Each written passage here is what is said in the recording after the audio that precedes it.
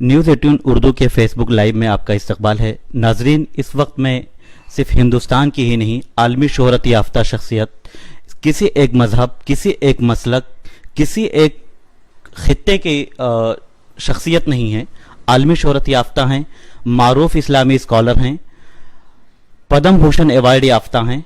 इसके अलावा बहुत सारे अवार्ड से आप सरफराज किए जा चुके हैं और मैं ये समझता हूँ कि हमारी खुशकिस्मती है कि मैं ऐसी शख्सियत के पास मौजूद हूँ। और आज हम हालात हाजरा, इस्लामी मामलात, शरई मामलात और मौजूदा सूरत हाल पर गुफ्तगू करेंगे। मौलाना वहीदुद्दीन खान साहब की शख्सियत हमारे साथ मौजूद है। मैं आपका इस्तकबाल करता हूँ हजरत। न्यूज़ 18 उर्दू की तरफ से आपका इस्तकबाल है। शुक्रिया।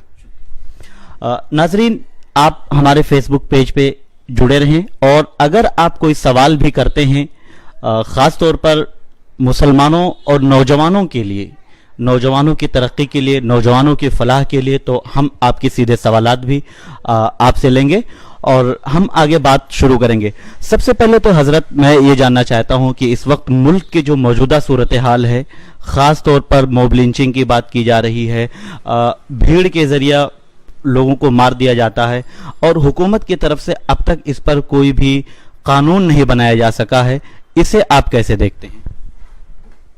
देखिए, मैं तो इन चीज़ों को गंभीरता से नहीं लेता, क्योंकि हर सोसाइटी में कुछ न कुछ ऐसी बातें होती हैं, तो आपको चाहिए कि उसको जनरलाइज न करें।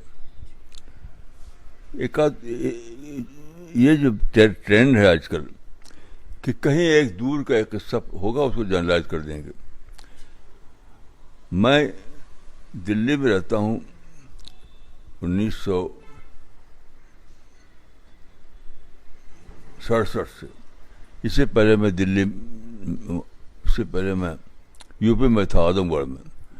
पूरी ज़िंदगी में मैं तो कोई ऐसी चीज़ नहीं मिली जिससे मैं समझूँ कि कोई अबनॉर्मल बात है यहाँ इंडिया में। इंडिया को मैं बेस्ट मुल्क समझता हूँ, मुसलमानों ही के लिए, सबके लिए। मसलन मैं पूरी ज़िंदगी में काम करता रहा हूँ इस्लामी दावा का काम, और आज तक मुझे एक भी वाक़या नहीं पेश आया कि कोई मुझे आकर रोके। बल्कि इस पूरी मुद्दत में सबसे ज़्यादा मुझे जो कॉपरेशन मिला है वो हिंदू लोगों से, क्रिश्चियन लोगों से, मुसलमानों के अलावा।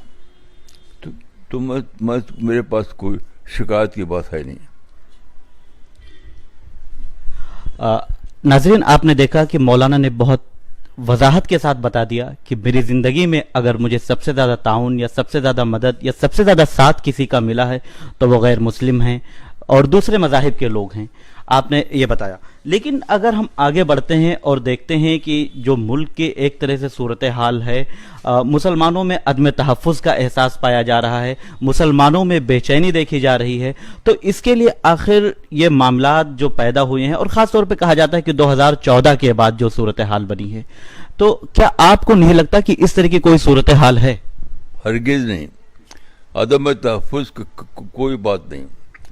मुझसे कई लोग ऐसे मिले जिन्होंने अदम तहफ़्फ़ुज़ की बात की, तो मैंने पूछा उनसे कि कोई मुतय्यन वाक़या बताइए।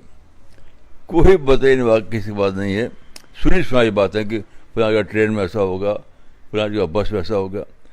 इस तरह राय नहीं बनाई जाती। जैसे मैं इस तरह की राय होनी चाहिए कि मैं रहता हूँ इनामुद्दीन वेस्ट कॉलोनी में। तो देखिए, ये बनी थी ये कॉलोनी 1947 में आज़ादी के बाद।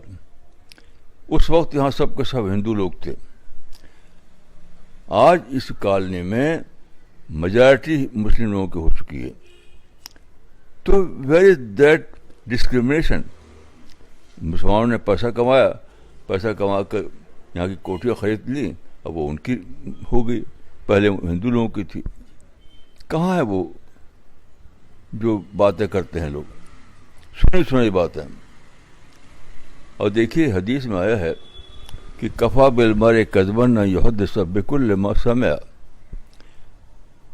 किसी आदमी के लिए झूठा होने की यही बात काफ़ी है कि जो सुना उसको दोहराए, जो सुना उसको दोहराए।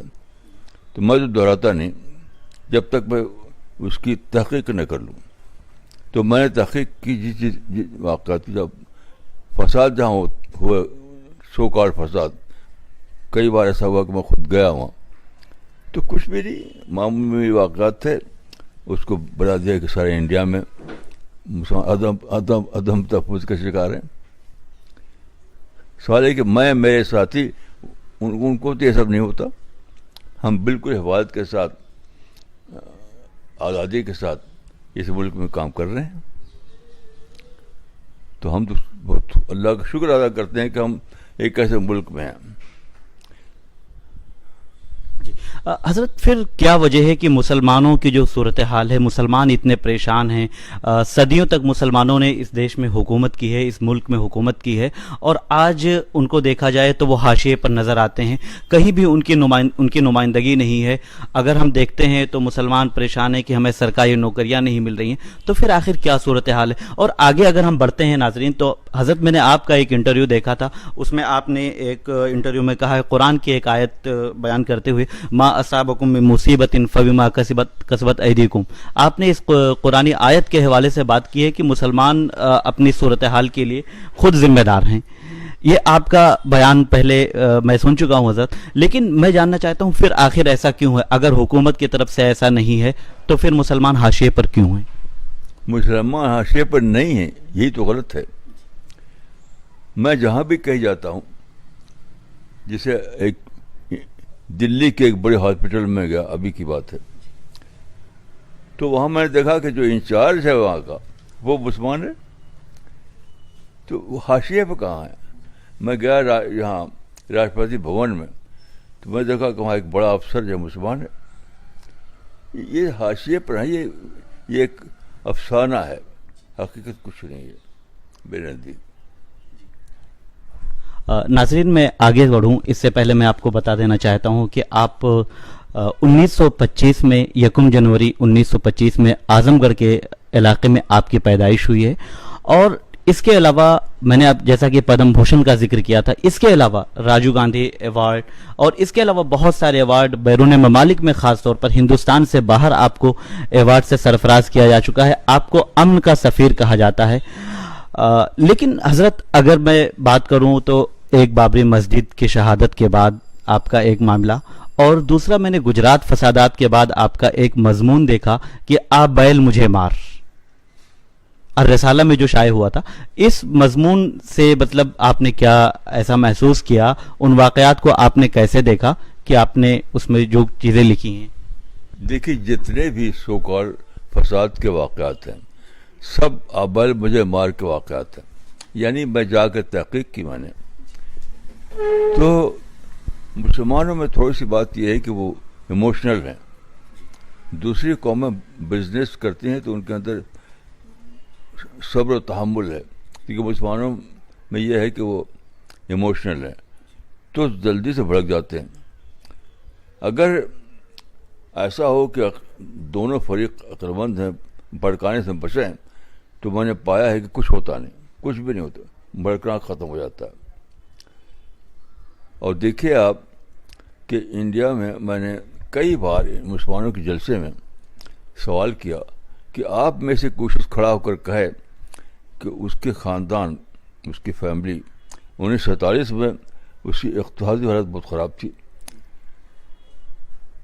نہیں، وہ اقتصادی حالت بہت اچھی تھی، آج خراب ہے. تو کسی نے نہیں کہا کہ اس وقت کے مقابلے میں آج ہم بہتر ہیں. بس حیدرآباد میں نے سوال کیا اور میں نے جا کر دیکھا تو یہ افواہیں، دیکھیے سنسنی خیز باتوں کو لوگ کہتے ہیں تو لوگ شوق سے سنتے ہیں، ورنہ کہیں کوئی مسلمان نہ حاشیے پر ہیں، نہ ان کے ساتھ ڈسکریمنیشن ہو رہا ہے. خوب ترقی کر رہے ہیں، خوب ترقی کر رہے ہیں. آج آپ یہ دیکھیں کہ مسلمانوں کے پاس پہلے جتنی وہ تھے، ان کے بچے آج زیادہ اچھے اسکولوں میں پڑھ رہے ہیں، زیادہ اچھے گھروں میں وہ رہ رہے ہیں. ہر اعتبار سے ان کا معیار آج اچھا ہے. یہ باقاعدہ میں اپنے سروے کی بنا پر کہہ سکتا ہوں. جیسا کہ حضرت نے ابھی بتایا کہ مسلمان جذباتی ہیں اور پہلے کے مقابلے ان کی حالت بہتر ہوئی ہے، لیکن اگر ہم جو سرکاری اعداد و شمار ہیں حضرت ان کو دیکھتے ہیں اور اس پر بات کرتے ہیں تو مسلمان تعلیمی لحاظ سے ان کی صورتحال انتہائی خراب ہے اور بہت کم مسلمان تعلیم یافتہ ہیں، تو آخر ان کے لیے کیا ایجنڈا بنایا جائے کہ ان کو تعلیم سے جوڑا جائے اور ان کو کس طرح سے جو مسلمان بھٹکے ہوئے ہیں یا جو مسلمان ابھی ترقی یافتہ نہیں ہیں ان کے لیے کیا لاہ عمل تیار کیا جائے؟ دیکھیے اس میں غلطی ہمارے لیڈروں کی ہے. آزادی کے بعد انہوں نے فوراً شروع کر دیا تحفظ کی بات، یعنی ریزرویشن کی بات. تو ریزرویشن کی بات ایسا پھیلائی کہ ہمیں ریزرویشن چاہیے کہ لوگوں نے سمجھا کہ بغیر ریزرویشن کا ترقی نہیں کر سکتے. لیکن وہ ایک طرف لیڈر لوگ ریزرویشن کی باتیں کرتے رہے تو دوسری طرف قوم ترقی کرتی رہی. تو یہ لیڈروں کی باتیں ہیں، یہ عوام کی باتیں نہیں ہیں. بغیر ریزرویشن کے مسلمان بہت ترقی کر چکے ہیں.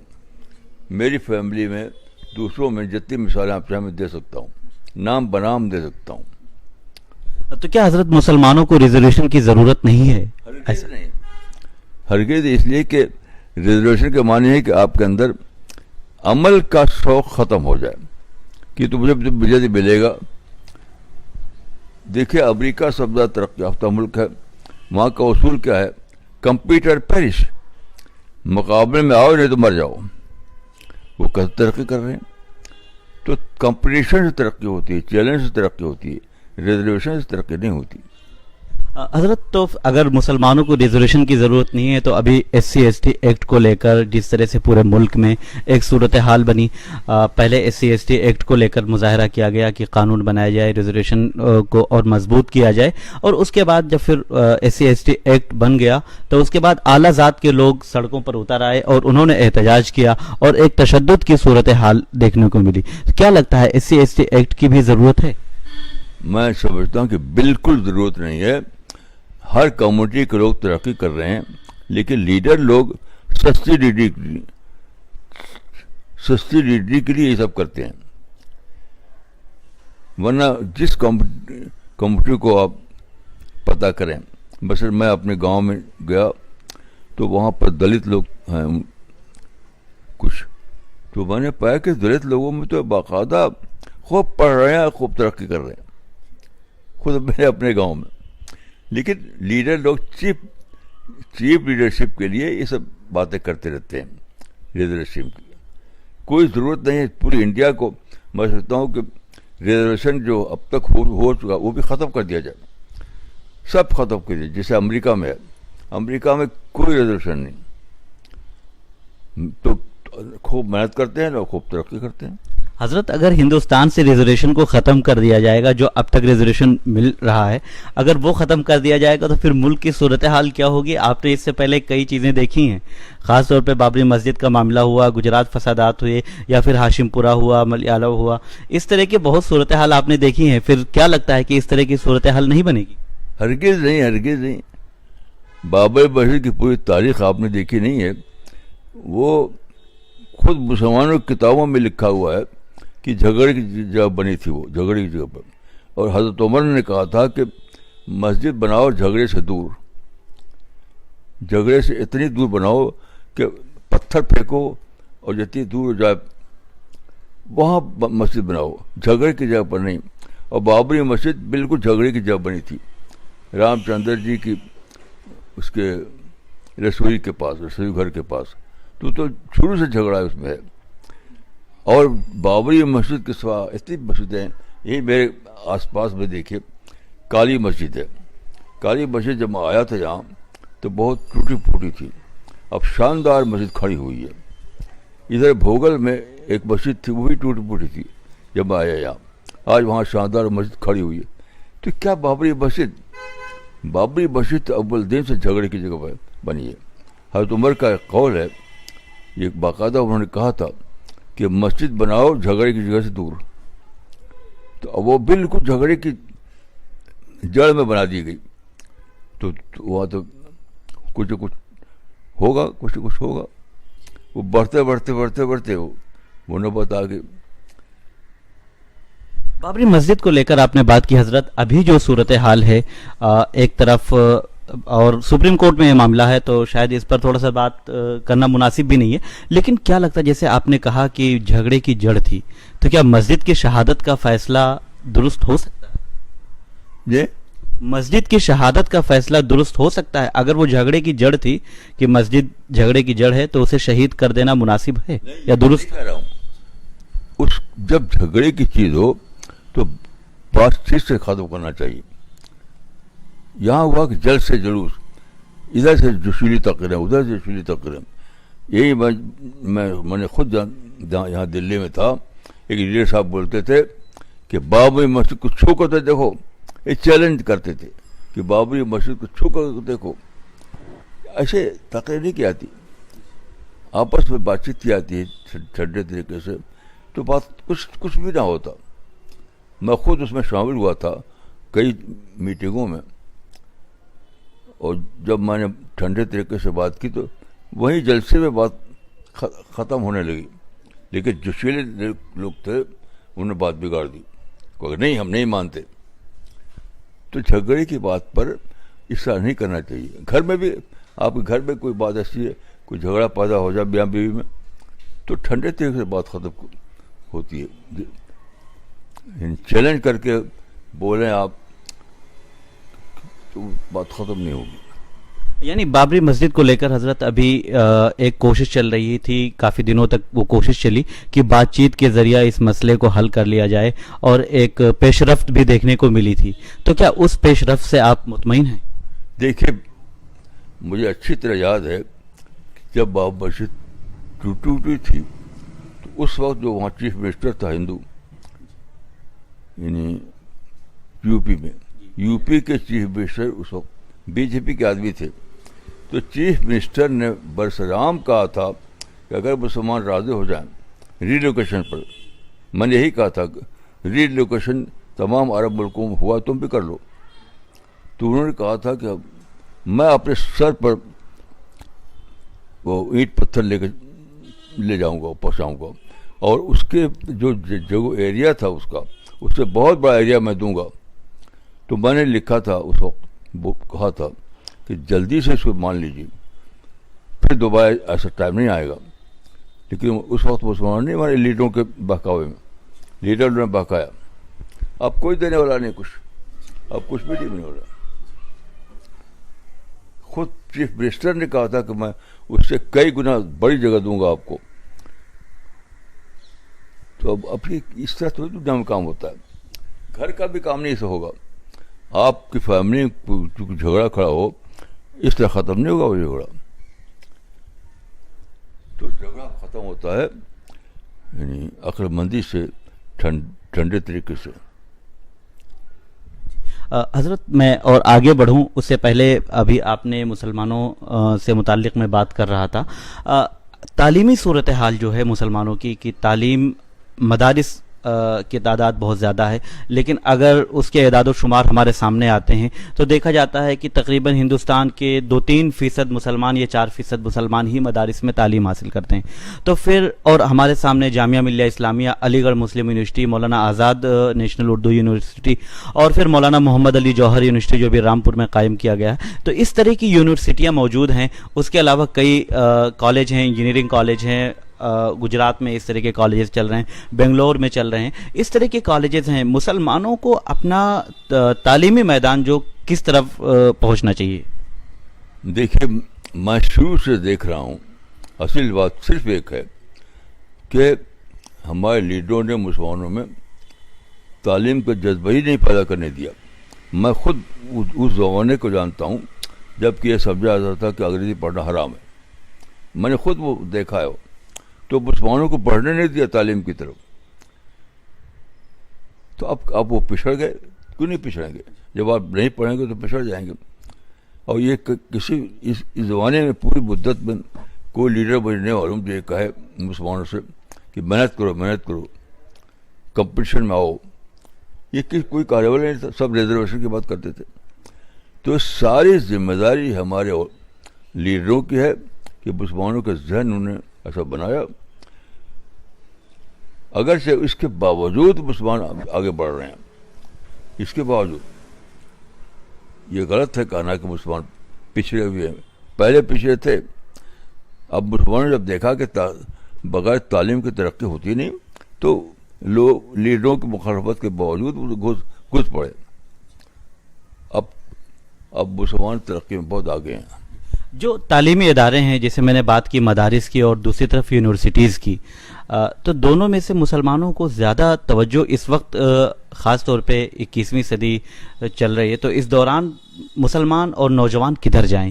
مدارس کی طرف ہی ان کی توجہ ہونی چاہیے یا پھر اعلیٰ تعلیم حاصل کرنے کے لیے یونیورسٹیز اور کالجز کا رخ کریں؟ اس معاملے میں مجھے جو کرسچن کا جو پیٹرن ہے وہی سلیکٹ معلوم ہوتا ہے. کرسچن کا پیٹرن ہے کہ سیکولر ایجوکیشن اسکول کالج میں اور مذہبی ایجوکیشن سیمینری میں. تو یہ جو دونوں کو ملاتے ہیں یہ صحیح نہیں میرے نزدیک.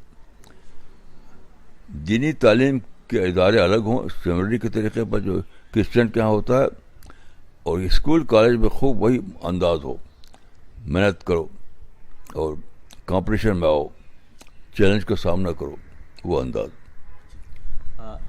ہم آگے بڑھتے ہیں اور پھر ایک بار ملک کی طرف, حالات حاضرہ کی طرف لوٹتے ہیں, اور اس وقت طلاق ثلاثہ, ٹرپل طلاق اور پھر یکساں سول کوڈ یعنی جسے کامن سول کوڈ کہتے ہیں, اس کی طرف بڑھتے ہیں. اس کو لے کر مسلمانوں میں اور سرکار میں, مودی حکومت میں ایک طرح کی ٹکراؤ دیکھنے کو مل رہی ہے.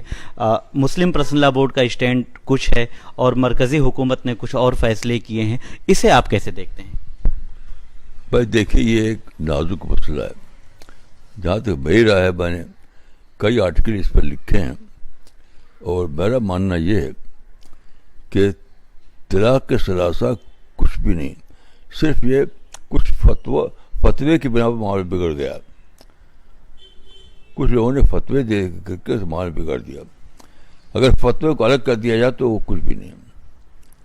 اور اس معاملے میں جہاں تک میں کہوں گا کہ سلفی حضرات جو ہیں, اہل حدیث حضرات کا مسلک بہت صحیح ہے, بہت صحیح ہے.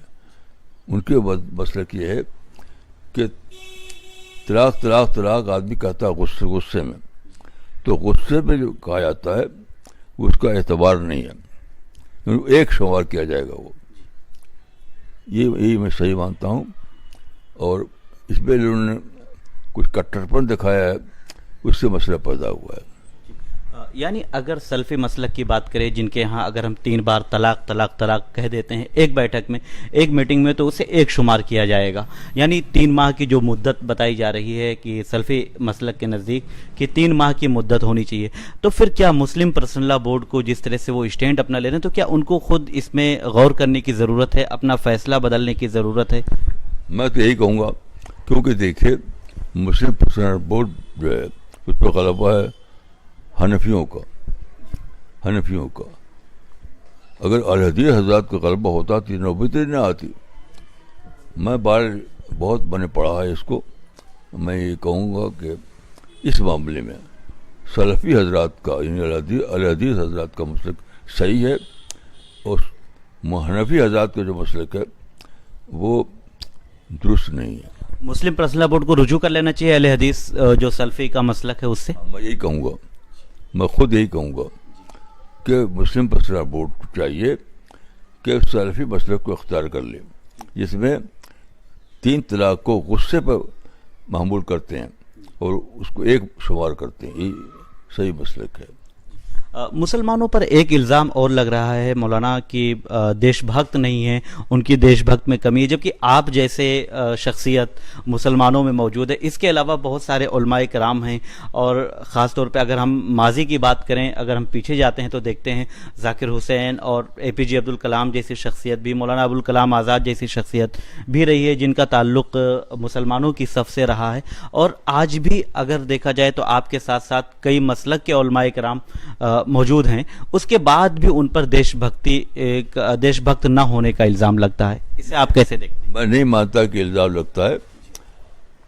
کچھ لوگ ایسی افواہی باتیں کہہ دیتے ہیں, ورنہ مسلمان اسی طرح دیش بھکت ہیں جس طرح دوسرے لوگ دیش بھکت ہیں.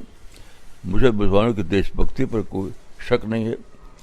آپ دیکھیے اس کا ثبوت یہ ہے کہ سب لوگ انڈیا میں رہ رہے ہیں, کون پاکستان بھاگ رہا ہے. شروع میں جب تقسیم ہوئی تھی تو کچھ ادھر ادھر گئے لوگ, اب سب لوگ یہیں رہ رہے ہیں, کوئی باہر جاتا نہیں. تو دیش بھکتی میں کوئی شک نہیں ہے. کچھ افواہی باتیں ہوتی ہیں, کچھ لوگ پھیلا دیتے ہیں, ورنہ اگر آپ گہرائی میں دیکھیں تو ہر مسلمان انشاءاللہ دیش بھکت ہے صحیح معنوں میں. حضرت ہم دیکھتے ہیں, میں پڑھ رہا تھا کل آپ سے ویب سائٹ پہ دیکھ رہا تھا کہ آپ سے متعلق ایک سوال کیا گیا ہے کہ آپ کس مسلک کو مانتے ہیں. اگر آپ مناسب سمجھیں تو اس بارے میں آپ ہمارے ناظرین کو بھی جواب, کیونکہ اس طرح کے سوالات اٹھ رہے ہیں اور سوالات کیے جاتے ہیں. دیکھیے میں حنفی مسلک کا آدمی ہوں, دیوبندی اسکول سے تعلق ہے میرا جنرل طور پر, لیکن جہاں رائے ہے ٹرپل طلاق کی تو اس معاملے میں اہل حدیث حضرات کو صحیح مانتا ہوں, ان کے مسلک کو. حضرت بات کریں اگر تو ایک بات اور کہی جاتی ہے, وہ آپ ہی بہتر بتائیں گے اگر مناسب سمجھیں, کہ بی جے پی اور آر ایس ایس کے لیے آپ کہتے ہیں ایک نرم رویہ اپنانے کی بات کی جا رہی ہے کہ ان کے لیے آپ نرم رویہ رکھتے ہیں, کیا ایسا ہے؟ بالکل غلط ہے. نرم کیا, اسلام میں حکم ہے کہ سب کے ساتھ اچھا سلوک کرو, سب کے ساتھ خرخواہ بنو, وہی میرا طریقہ ہے. رسول اللہ صلی اللہ علیہ وسلم ہر ایک کے لیے نرم تھے, رسول اللہ کسی کے لیے کڑے نہیں تھے. یہاں تک کہ آپ کو معلوم ہے کہ رسول اللہ پر پتھر مارے گئے اور خون بہنے لگا تو آپ کی زبان سے جو دعا نکلی تھی, آپ نے کہا کہ خدا ان لوگوں کو معاف کر دے کیونکہ یہ جانتے نہیں. یعنی ان کی کچھ برا نہیں کہا, بد دعا نہیں کی, بلکہ اس پر کہہ دیا کہ ان اویئرنیس ہے, ان کا بے خبری ہے. تو یہ تو نرمی ہم کو ملی ہے. ہم بچپن سے ایک شعر سنتے تھے کہ رسول اللہ کے بارے میں کہ جس نے گالی دی پتھر برسائے, اس پر چھڑکی پیار کی شبنم صلی اللہ علیہ وسلم. یہ مسلک سارے لوگوں کا ہے. ارے ابھی بھی سارے مسلمان جب میلاد کے جلسے کرتے ہیں تو کس سے بتاتے ہیں کہ رسول اللہ بہت در مزاج تھے, تو میں وہی طریقہ میں نے اختیار کیا ہے, باقی سب الزام ہے. ایک طرف اگر ہم بی جے پی کے علاوہ بات کریں, دوسری جو سیاسی پارٹیاں ہیں وہ اس وقت کے وزیر اعظم, موجودہ وزیر اعظم نریندر مودی کے بارے میں بات کرتی ہیں کہ وہ مسلم مخالف ہیں. ایسا دوسری سیاسی پارٹیاں کہتی ہیں, لیکن آپ نے ایک انٹرویو میں کہا کہ آپ نہیں مانتے ہیں کہ وہ مسلم مخالف ہیں. تو پھر کیا مسلمانوں کے تعلق سے ابھی تک ان 4 سالوں میں, گزشتہ 4 سالوں میں کوئی بڑی اسکیم یا کوئی ان کے فلاح و بہبود سے متعلق کوئی اسکیم منظر عام پر نہیں آ سکی ہے؟ تو پھر آپ ان کو کوئی پیغام دینا چاہتے ہیں؟ نہیں, میں ہرگز نہیں مانتا کہ ہمارے پرائم منسٹر صاحب جو ہیں وہ مسلم مخالف ہیں. دیکھیے, یاد رکھیے, یہ ڈیموکریسی کا زمانہ ہے. ڈیموکریسی کے زمانے میں کوئی بھی لیڈر کسی کا مخالف نہیں ہو سکتا. کیوں وہ ووٹ نہیں دے گا, وہ اس کو کیوں مخالف بنے گا وہ؟ تو میں اس کو نہیں مانتا ہوں کہ پرائم منسٹر صاحب جو ہیں وہ مسلم مخالف ہے. وہ دیش بھکت ہے, اپنی دیش بھکتی کے لحاظ سے پالیسی اختیار کرتے ہیں, بس کوئی مخالفت کی بات ہی نہیں.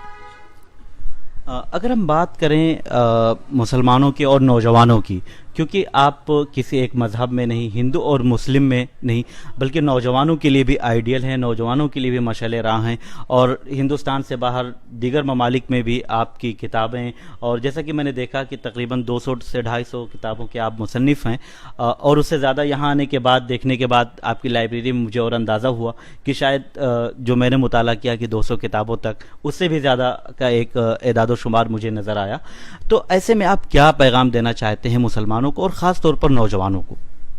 صرف ایک, محنت کرو, آگے بڑھو, خوب پڑھو اور آگے بڑھو. سب سے بڑا جو ترقی کا راز ہے وہ تعلیم ہے. تعلیم میں کوئی اگر اچھا نمبر لاتا ہے تو ضرور اس کو جگہ ملے گی, رک نہیں سکتا وہ. اور اب تو آپ جانتے ہیں کہ ملٹی نیشنلز کا زمانہ ہے. ملٹی نیشنلز کے ہاں تو یہ سب چلتا ہی نہیں, تعصب وغیرہ. وہ تو دیکھتے ہیں کس کے اندر کون سی کوالٹی ہے. اگر آپ آج کے انڈیا میں اگر آپ کے اندر کوالٹی ہے، صلاحیت ہے، اسکل ہے، تو ضرور آپ کو ایکسیپٹ کیا جائے گا. کیونکہ اب ملٹی نیشنلز کا زمانہ ہے. وہ زمانہ ختم ہوگا جو پہلے ہوا کرتا تھا. یہ اب کچھ تعصب وصب کچھ بھی نہیں ہے. اب تو اپنے اندر کوالٹی پیدا کرو اور ترقی کرو. ناظرین، اب میں ایسی شخصیت کے پاس موجود ہوں اس وقت جو عالمی شہرت یافتہ ہیں، اور خاص طور پر آپ نے ابھی جو پیغام دیا اس میں ایک اہم بات یہ نکل کر آئی ہے کہ اگر آپ مثبت سوچتے ہیں، پازیٹیو سوچتے ہیں تو وہی کامیابی ہے. اگر آپ نگیٹو سوچتے ہیں، اور خاص طور پہ پولیٹیکل لیڈران جو دوسری دیگر سیاسی پارٹیوں کے ہیں، جو مسلمانوں کو دبا کر رکھنا چاہتے ہیں، ان کو تعلیم نہیں حاصل کرنے دینا چاہتے ہیں، اگر ان کی طرف اور ان کی تقاریر، ان کے بھاشن میں آپ انٹرسٹڈ ہیں یا اس پر زیادہ دلچسپی لیتے ہیں تو یہ آپ کی ناکامی کی وجہ بن سکتی ہے. آپ ایسی شخصیت سے ملاقات میں نے کرائی نیوز 18 اردو کی طرف سے کہ شاید یہ ہماری ایک خوش نصیبی ہے یا خوش بختی کہی جا سکتی ہے. ناظرین، آپ کا بہت شکریہ. نیوز 18 اردو کے فیس بک پیج کو لائک کریں، شیئر کریں. اگر ہمارا یہ انٹرویو آپ کو پسند آیا ہے، مولانا محی الدین خان صاحب جیسی شخصیت سے میں نے آپ کو متعارف کرایا ہے، اگر آپ کو پسند آیا ہے تو ہمارے اس فیس بک پیج کو آپ شیئر کریں اور لائک کریں. شکریہ.